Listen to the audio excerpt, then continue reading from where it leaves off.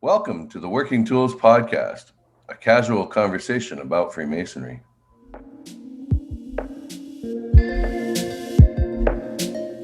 Ladies and gentlemen, brethren all, welcome to the Working Tools Podcast, a casual conversation around Freemasonry. First, it's important to note that our thoughts and opinions are our own and do not reflect those of our Grand Lodge or respective craft or concordant bodies. Please connect with us and ask questions via our website at theworkingtoolspodcast.com. Welcome to the Working Tools Podcast, a casual conversation about Freemasonry.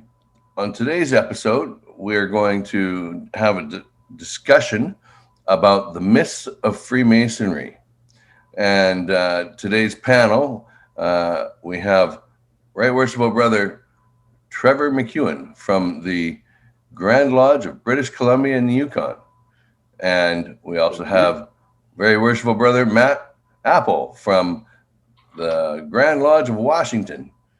And I am Steve Chung, just the lowly past master here in Prince Charles Lodge in Kelowna, BC.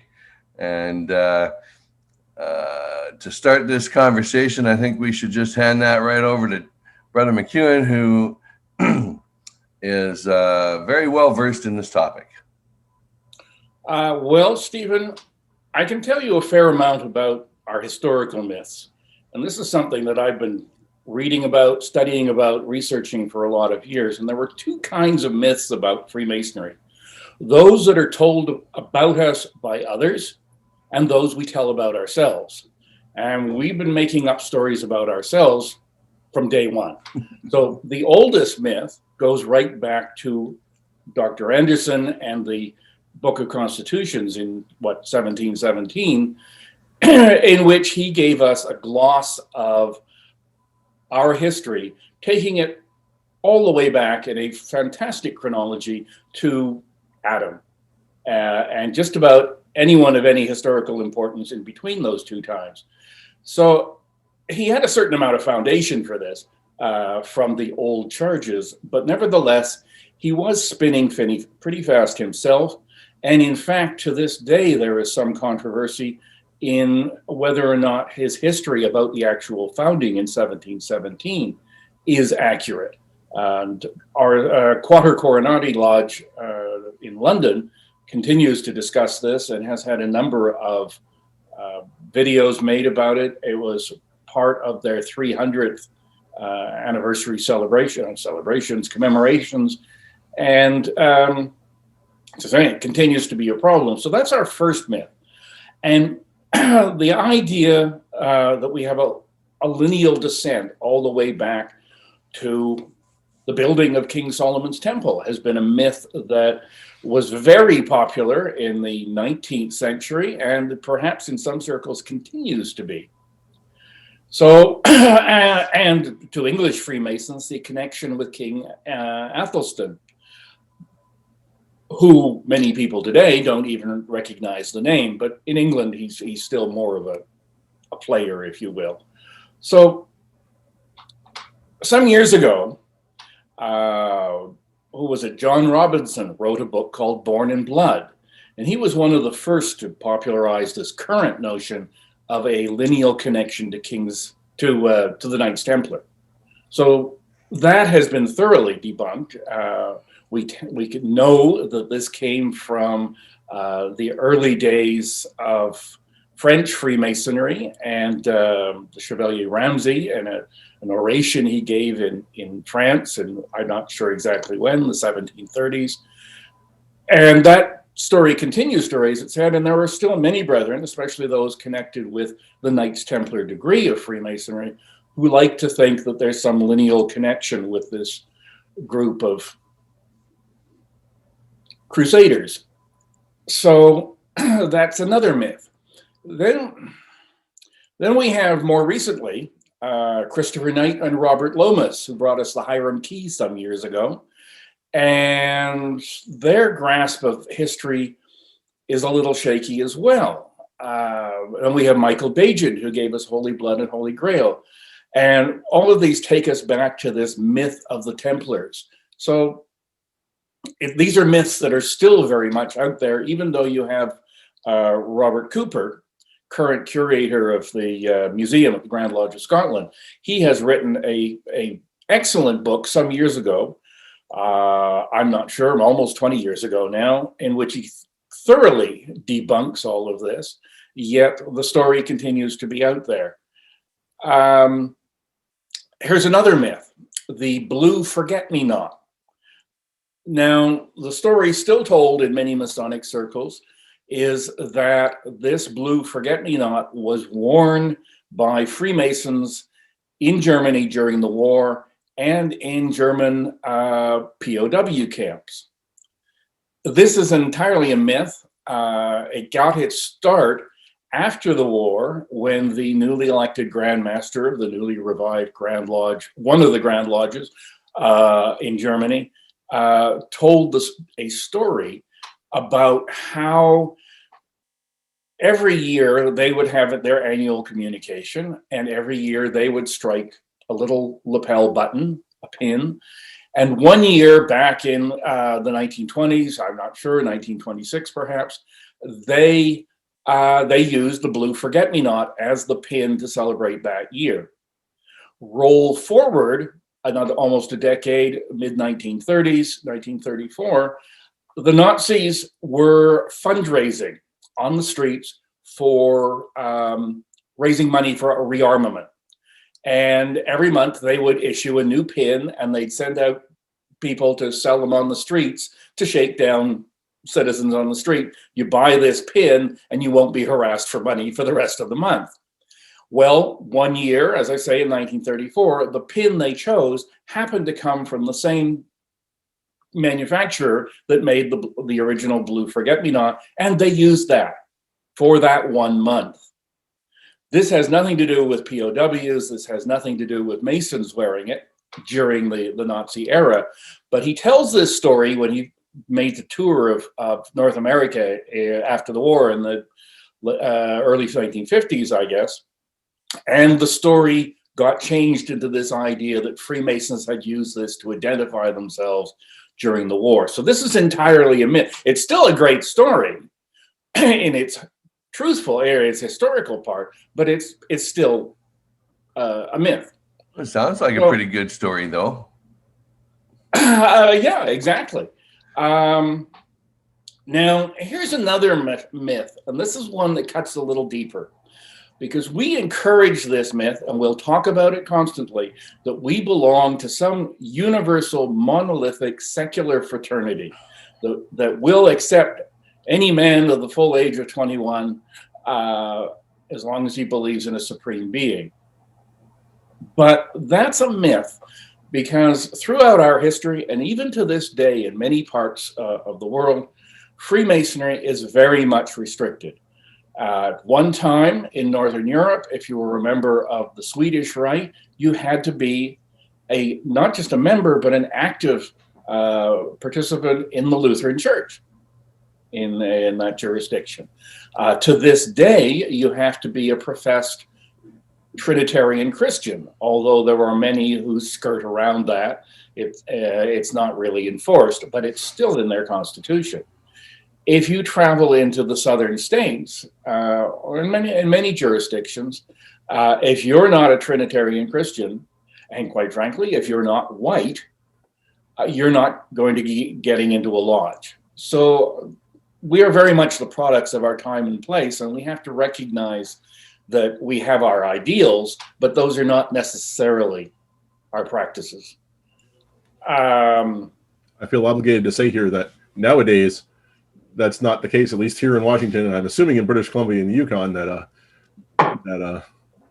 non-white and non-Christian people are more than welcome. So well, and have been for many years.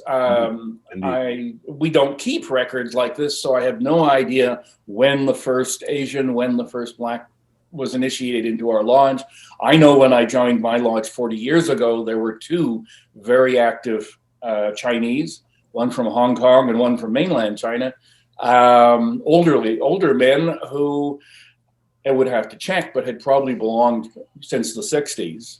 So at least since the middle of the 20th century. Not that that's any gives us any bragging rights. But yes, we are products of our time and place, and our time and place has shifted. So we have to recognize these changes. And that shift is interesting. That shift is interesting because there was something I ended up having on this topic here, a conversation with a brother recently. And it's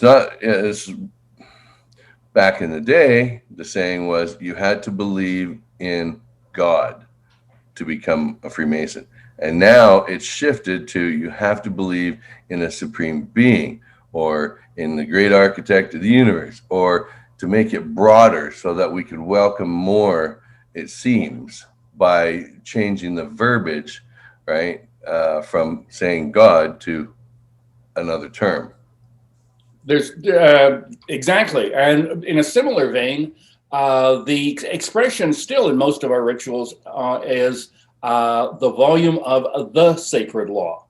But more and more I'm hearing people say the volume of sacred law, not the sacred law.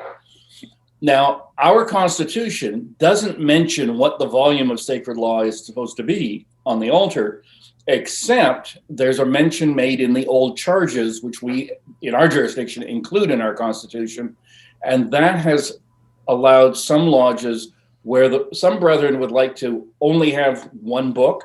So if they're initiating a Muslim, they would only have the Quran. If they were initiating a Christian, they'd only have the Bible, and so forth.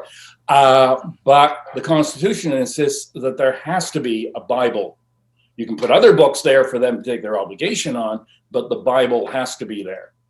And there is some in this jurisdiction. I'm not sure if I'm letting the cat out of the bag, but I understand that there were some who are proposing a resolution to change that so that the Bible is as welcome as any book, but it is not a requirement that it has to be there. That's interesting. That will be a bit of a change for some of our senior members. Now, why would someone want to do that? Well, this is getting away from our topic, but it has to do with there are only 3 lesser lights. There are only 3 great lights, not a dozen of them. So if you only have the volume of sacred law, the square, and the compasses on the altar, you don't have 2, 3, 4, 5, 17 of them, regardless of the members there. So, and this is possible. This happens in some other jurisdictions, not in North America, I don't imagine, where the master will pick the book for the year, his own faith perhaps, or they will swap it out for the candidate when but there'll only be one book there. There won't be the Lodge Bible and the candidate's book of whatever. There will only be one. Interesting. I think the logical argument. I suspect it won't go anywhere. I suspect it's a little bit of political correctness, perhaps. But as I say, not really our topic today.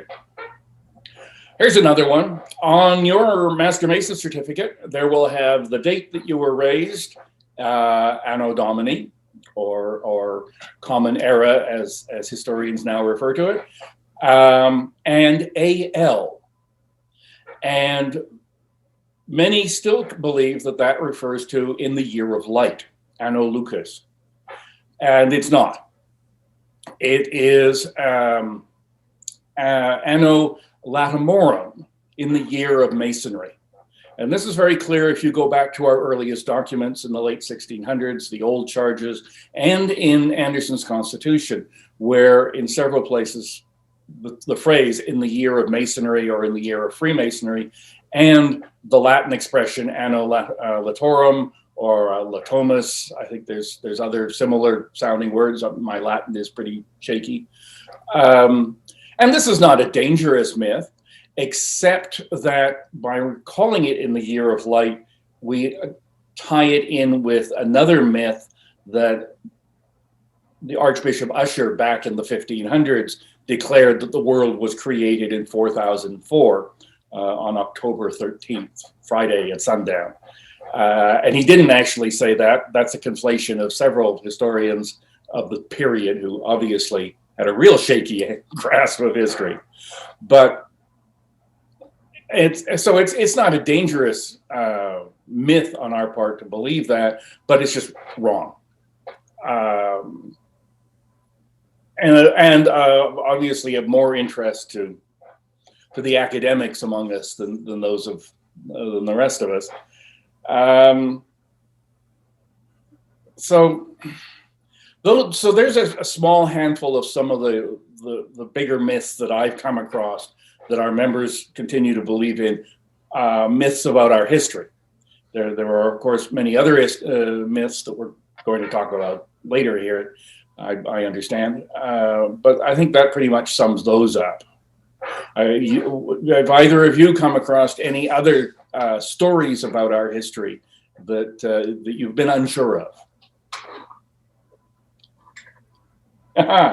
I tend to believe everything everybody tells me until somebody proves a good question involved, right? Maybe that's just because, I'm gullible, or maybe that's just because I give everybody the benefit of the doubt. But I do, my spidey senses do pick up when it starts to sound a little off, right? And then once it creates a question, well, then that's it. I can't just wholeheartedly believe that anymore. Now these are all myths we've told about ourselves. Then there are the myths told by others. A myth that we can address in our next section as well. But many non-Masons believe that they have to wait to be asked to join. Right. And that is a dangerous myth, and that's one that we as Masons have to dispel.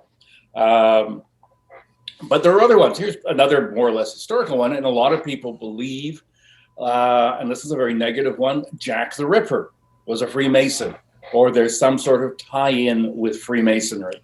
And there have been, I would imagine, since the 1960s, 6, 7, 8 movies, and who knows how many television specials specifically about that. None of them really disproving it, because of course that doesn't get the ratings. But it's interesting that it wasn't until the early 60s that anyone even suggested that there was a Masonic connection. So at the time, and for generations after, there was never any idea of that. And any ripperologist out there will tell you that there's nothing on the ground. There's nothing historically to connect it to Freemasonry. And in fact, most of the so-called historical facts that would make the connection are false to start with. Things like the artist Sickard studio actually had been torn down 2 years before the events actually took place, so he couldn't have been involved. Things like that. So that's definitely a myth and easily disproved. Of course, pop culture doesn't need proof to carry on. Ones that are more now just historical, because not too many people pay attention to them. Anti-Masons will glom onto any minute factoid they can and spin it all out of control. Robert Kennedy, his brother, John F. Kennedy, once gave a speech in which he condemned secret societies. And anti-Masons love to quote that. Except in context, if you read his speech, he wasn't condemning Freemasonry, he was condemning the CIA. It was very clear. He was again, because he saw his whole security infrastructure as not really following his orders. And historically, we have now discovered that he had reason. Even paranoids have enemies, and there were issues there. But anti-Masons will still quote Kennedy as condemning Freemasonry when in fact he did not. We were talking about the blue forget-me-not earlier. There's another myth out there that Freemasons started the Nazi Party. That's so outlandish that, you just kind of, Masons will just laugh when they hear that. There is the faintest historical connection. The Nazi Party, before it was the Nazi Party, was part of a German movement, a peaceful German movement for getting into the outdoors, healthy living, returning to the, hiking and all of that sort of thing, and also a mystical streak of connecting them with certain Rosicrucian, Hermetic, Eastern Persian ideas. It was quite the mixed bag. But one of the founders of the, what was it called? The Thule Gesellschaft. Pardon my South Vancouver accent there. One of the founders of that was also a member of an irregular Masonic lodge in Turkey. I mean, a little tiny connection, and certainly not proof that Freemasonry had anything to do with the Nazi Party, but that's what anti-Masons will spin. So that story, and here's an interesting point, is psychologists will tell us that refuting lies only deeply ingrains those lies, because people will, when they hear the lie another time, will say, oh, I heard something about that. Even if they heard the debunking of it, they just remember they heard something about it. When they hear it again, they're more apt to believe it the second time. So I'm just feeding into the mythology, unfortunately. And there's no I wonder if there was a recent history example of any of that. No, that couldn't be. Let's not go there. Actually, so you're talking about myths that we tell ourselves. I think one of the ones that comes to my mind is that the ritual as we have it now is the ritual that it has always been, and it has, if there have been any changes whatsoever, there have been minor changes around the margins, and they were bad. And all you have to do is travel outside of your Grand Lodge, and if I go to Oregon or Idaho or Florida or British Columbia, the ritual's completely different. And there are people who will say, oh, you can't change that. It's you're changing Masonry, and there's a million rituals. And there's a good psychological reason for that. We are always in our life. I mean, this goes back to our childhood. Children. Young children are the most conservative people. You have to read that bedtime story in exactly the same words every time. They like things predictable. It's not until they get a little older that they become the unpredictable in themselves. But when they're young, psychologically, they want that consistency. And we all retain that in our adulthood in certain aspects of our life. Don't rearrange my knife drawer, and don't rearrange my ritual. I've memorized it now. It's in my brain. I don't want it to change. So we can sympathize with the reasons for this, but recognize very much so that it is a myth. I was telling another brother that we were going to be talking about the myths on one of our upcoming episodes, and he says, something about the myths of surrounding Freemasonry. He says, of course, because they're myths, majority of them are debunked, but true or false, they do get us a lot of press. And he says, and in my world, there's no such thing as bad press, right? And so, in his opinion, even the negative things that people try to spin on to the myths around Freemasonry just creates more mystique, and for somebody to delve into it and look into it, and which creates more people looking at Freemasonry, and so he figures they're all good. Yeah, I think it's a bit of a two-edged sword. I recognize that. I understand the mystique of Freemasonry, but I think there's enough mystery to Freemasonry without us having to create more. That was part of the discussion several years ago when John Brown wrote The Lost Word or something like that. And this, I know for a fact that Scottish Rite, Southern jurisdiction, embraced this book. That some jurisdictions were giving it to potential candidates. And I wrote a scathing review of the book at the time because, yes, it goes on and on about Freemasonry and talks about the good things about Freemasonry, but the underlying story arc was of a secret cabal of high-ranking Freemasons who were prepared to kill to keep secret of their initiation.